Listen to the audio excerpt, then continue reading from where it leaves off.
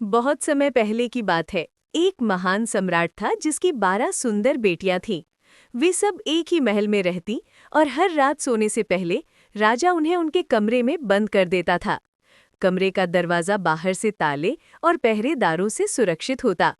लेकिन सुबह जब दरवाजा खोला जाता तो सब राजकुमारियों के जूते घिसे हुए पाए जाते, जैसे उन्होंने पूरी रात नाच कर बिता दी हो। राजा को ये रहस्य समझ नहीं आता था। उसने दरबार में ऐलान करवाया, जो कोई ये पता लगा लेगा कि मेरी बेटियां हर रात कहाँ जाती हैं और उनके जूते कैसे घिस जाते हैं, वही उनसे विवाह कर सकेगा। लेकिन जो असफल होगा उसे कठोर दंड मिलेगा।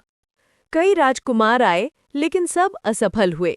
फिर एक साहसी सैनिक ने राजा से वादा किया कि वो इस रहस्य को सुलझाएगा।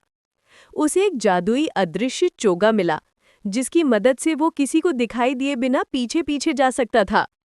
सुरंग से होकर वे एक अद्भुत दुनिया में पहुंची।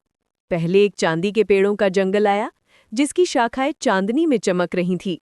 फिर एक सोने के पेड़ों का जंगल आया और उसके बाद एक हीरों से झिलमिलाता जंगल।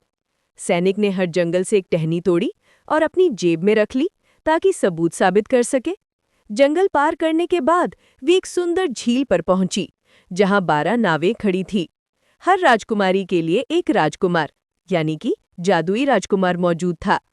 वे सब झील पार करके एक क्रिस्टल के महल में पहुंचे। वहां संगीत बज रहा था और रोशनी झिलमिला रही थी। 12 राजकुमारियां पूरी रात नाचती रहीं। इसी कारण उनके जूते हर सुबह घिसे हुए मिलते थे। सैनिक ने ये सब देखा, लेकिन किसी को दिखे बिना चुपचाप लौट आया। 3 रात तक सैनिक ने सबूत इकट्ठा किया। फिर चौथे दिन राजा के सामने जाकर कहा, महाराज, आपकी बेटियां हर रात एक जादुई दुनिया में जाती हैं। वहां वे राजकुमारों के साथ नृत्य करती हैं।